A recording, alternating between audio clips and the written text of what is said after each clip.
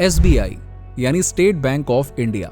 इस बैंक में जाने की बात आती है तो लोग बैंक से दूर रहने के बारे में ही पहले सोचते हैं, क्योंकि SBI ही एक ऐसा बैंक है जहां लोगों के 10 मिनट के काम को लंच के बाद आना कहकर टाल दिया जाता है। आधे घंटे बाद आइएगा, लंच टाइम चल रहा है। और छोटे से छोटे काम के लिए एक विंडो से दूसरे विंडो, दूसरे से तीसरे विंडो में भेजकर घंटों बर्बाद करना SBI के सभी ब्रांच में नॉर्मल सी बात है। अरे कई बार तो ये लोगों से इस तरीके से बात करते हैं जैसे तमीज तो इनको सिखाई ही नहीं गई। टोटल काम ऑनलाइन करना है या भरवाते क्यों? हमेशा भरवाया जाएगा और क्या पता आप नीचे करके बात करें। लेकिन फिर भी इंडिया में 48 करोड़ से भी ज्यादा कस्टमर्स SBI के पास हैं। और आज SBI भारत का सबसे बड़ा और दुनिया का 43वें नंबर का सबसे बड़ा बैंक है। यहाँ तक कि इंडियन मार्केट का 23% मार्केट शेयर और 25% एसेट SBI के पास है। आज भले ही इसे स्टेट बैंक ऑफ इंडिया के नाम से पहचाना जाता है, लेकिन जब इसे शुरू किया गया था उस समय इसका नाम कुछ अलग था।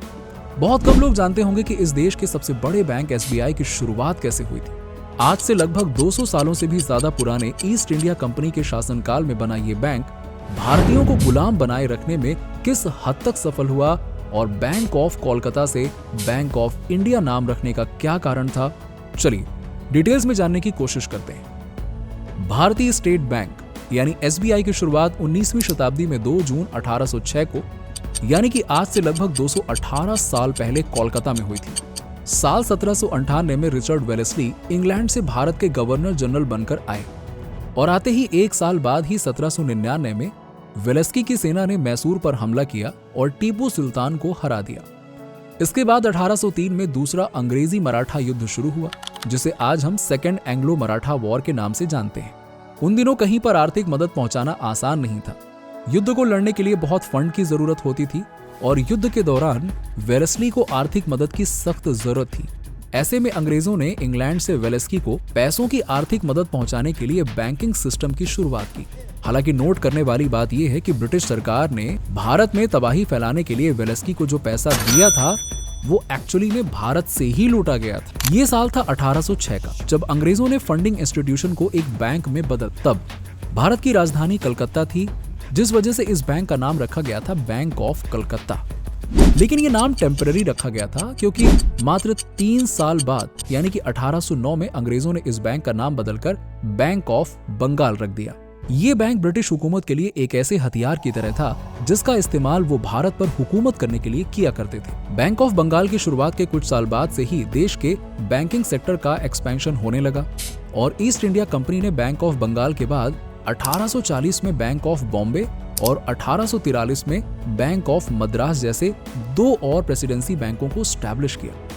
इन तीनों ही बैंकों को खास तौर पर ईस्ट इंडिया कंपनी के लिए खोल दिया गया था। हालांकि इनमें प्राइवेट सेक्टर्स की पूंजी भी रहती थी, यानी कि इंडियंस भी इसमें पैसे रखते थे। बैंक ऑफ बंगाल में राजनेता दादा भाई नौरोजी, वैज्ञानिक जगदीश चंद्र बसु, गुरुदेव रविंद्रनाथ टैगोर और डॉक्टर राजेंद्र प्रसाद जैसे फेमस लोगों के खाते इस बैंक में थे। आज भी SBI की कई ब्रांच में अकाउंट होल्डर्स के तौर पर इनके नाम और तस्वीरें दिख जाती हैं। इसके बाद एक बड़ा निर्णय लिया गया और 27 जनवरी 1921 में बैंक ऑफ मुंबई और बैंक ऑफ मद्रास को बैंक ऑफ बंगाल में मर्ज कर दिया गया।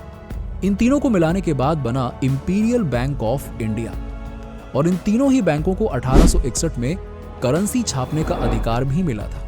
इन बैंकों को मर्ज करने के बाद बने इंपीरियल बैंक ने ब्रिटिश काल में अपना काम कंटिन्यूअस जारी रखा, जो उसका काम था जिसके लिए उसको बनाया गया था। इसके बाद देश को ब्रिटिश शासन की गुलामी से आजादी मिलने तक इंपीरियल बैंक लगातार चलता रहा। इसके बाद 1947 में भारत आजाद हो चुका था, लेकिन अंग्रेजों द्वारा स्टैब्लिश किए गए बैंक का नाम इंपीरियल बैंक ऑफ इंडिया ही था और देश आजाद होने के 8 साल बाद 1955 में रिजर्व बैंक ऑफ इंडिया ने इंपीरियल बैंक ऑफ इंडिया का 60% स्टेक अपने अधिकार में ले लिया, जिसके बाद 30 अप्रैल 1955 को एक बड़ा बदलाव देखने को मिला और इंपीरियल बैंक का नाम बदलकर स्टेट बैंक ऑफ इंडिया यानी कि SBI कर दिया गया। इसके लिए state bank of India act 1955 लाया गया। इसके बाद में state bank of Hyderabad, state bank of Bikaner, state bank of Indore, state bank of Jaipur, state bank of Saurashtra, state bank of Mysore, state bank of Patiala जैसे कई सारे एसोसिएट बैंक बने, जिन्हें 1 अप्रैल 2017 को स्टेट बैंक ऑफ इंडिया में मर्ज कर दिया गया।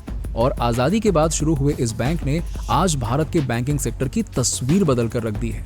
इसलिए ये आज देश का सबसे बड़ा बैंक है। और हाँ दोस्तों, अगर आप अब तक ये सोच रहे हैं कि SBI बैंक ही भारत का पहला बैंक था, तो आपको बता दें कि देश का पहला बैंक बैंक ऑफ हिंदुस्तान था। जो 1770 में स्टैब्लिश किया गया था और इसे अलेक्जेंडर एंड कंपनी द्वारा शुरू किया गया था। ये कंपनी कोलकाता की ही एक अंग्रेजी एजेंसी थी जिसने इसे करीबन 50 साल तक सफलता के साथ ऑपरेट किया। उसके बाद बैंक की फाइनेंशियल सिचुएशन गड़बड़ाने लगी और इसकी parent company messrs Alexander and company 1832 में बहुत बड़े फाइनेंशियल क्राइसिस में फंस गई और उसके बाद इसको बंद कर दिया गया। एसबीआई के एम्प्लॉयज की बात करें तो इन पर आपने अक्सर कई सारे मीम्स बनते हुए देखे होंगे। इनके एम्प्लॉयज का बात करने का तरीका कई बार ऐसा होता है कि कस्टमर वापस इनके पास जाने से पहले भी 10 बार सोचता है। लेकिन फिर भी आज इंडियंस का सबसे बड़ा और ट्रस्टेड बैंक सिर्फ एसबीआई है। इनके पास 48 करोड़ से भी ज्यादा कस्टमर्स हैं, क्योंकि एसबीआई आज इंडिया में ही नहीं बल्कि दुनिया के कई देशों में अवेलेबल है और 22,400 से ज्यादा ब्रांचेस, 65,000 से ज्यादा एटीएम, 72,000 सीएसपी यानी कि कस्टमर सर्विस पॉइंट्स, ये सारी चीजें एसबीआई ने लोगों को सर्विस देने के लिए खोल रखे हैं। और यही कारण है कि आज एसबीआई की सुविधा हमें छोटे से छोटे गांव में भी देखने को मिल जाती है या फिर उनके एसोसिएट बैंक की सुविधा मिल जाएगी। और ये बैंक एक गवर्नमेंट बैंक है, इसलिए गवर्नमेंट जो भी स्कीम लॉन्च करती है उसे लोगों तक पहुंचाने का काम भी सबसे ज्यादा एसबीआई बैंक ही करता है। और यही कारण है कि आज कस्टमर एसबीआई पर सबसे ज्यादा भरोसा करते हैं। लेकिन अगर हम एसबीआई के एम्प्लॉयज के बैड बिहेवियर की बात करें तो जरा आप इस बात पर ध्यान दीजिए कि आज एसबीआई के पास 48 करोड़ से भी ज्यादा अकाउंट होल्डर्स हैं, जिन्हें संभालने के लिए सिर्फ 2,50,000 एम्प्लॉयज हैं। अब ये कहने के लिए तो बहुत होते हैं, लेकिन 48 करोड़ से ज्यादा अकाउंट होल्डर्स को संभालना बहुत बड़ी बात है, क्योंकि बैंक में सभी तरह के लोग आते हैं जिन्हें समझना और समझाना बहुत मुश्किल होता है। और एक एसबीआई में काम करने वाला एम्प्लॉय लगभग 1500 से ज्यादा लोगों को हैंडल करता है डेली, जिसके कारण वो इतना परेशान हो जाता है कि वो चाह कर भी अपने आप को कंट्रोल नहीं कर पाता। और आप खुद ब खुद बहुत अच्छे तरह से जानते हो कि बैंक में कैसे कैसे लोग आते हैं और किस तरह से तरह तरह के सवाल जवाब करते हैं, ये मुझे आपको बताने की जरूरत नहीं है। अब भले ही एसबीआई ने एम्प्लॉयज की इस परेशानी को दूर करने के लिए योनो जैसे ऐप को लॉन्च कर दिया हो, जिसकी मदद से आप घर बैठे ही अकाउंट ओपनिंग से लेकर credit card, debit card, cheque book apply करने के लिए सुविधा मिल जाती है, लेकिन फिर भी अकाउंट होल्डर्स के बैंक विजिट करने का नंबर इतना कम नहीं हुआ है। आज एसबीआई के प्रॉफिट का आधे से ज्यादा रेवेन्यू हमारे ही देश के डेवलपमेंट में काम आता है, जो कि हमारे लिए भी गर्व की बात है।